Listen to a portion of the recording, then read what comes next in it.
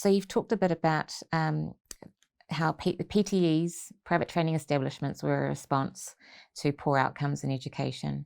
And you've talked a bit about, changing the system to make it more equitable and accessible. You've spoken about your disappointment in some people who you feel should be speaking up more on disparities for Pasifika in education, housing, and in other areas. Could you tell us a little bit more about that? Well, I think it's more about how we construct where we get the information from Pasifika, because you notice that a lot of agencies have Pacific advisory groups, but at the end of the day, they are generally, there's a lot of consultants in there. They're paid by the agencies. So what we want is independence. We need to have the ideas coming from the ground up and the outside in.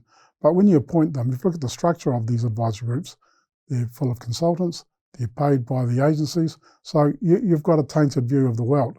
What we want is real independence, where someone can challenge, have robust and say, well, actually that's not good enough, and I think that's the key for how we progress it. And so, to be fair, I'm continually turning on the radio and the TV and seeing commentators from the Pacific.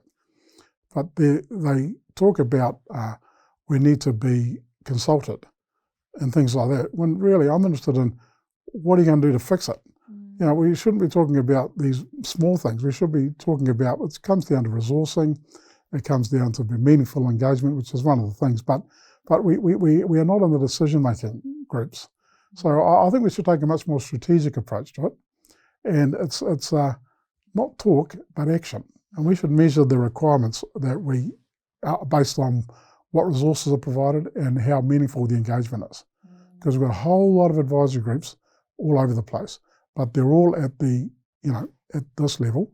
And to be fair, they've got very little influence on the outcome.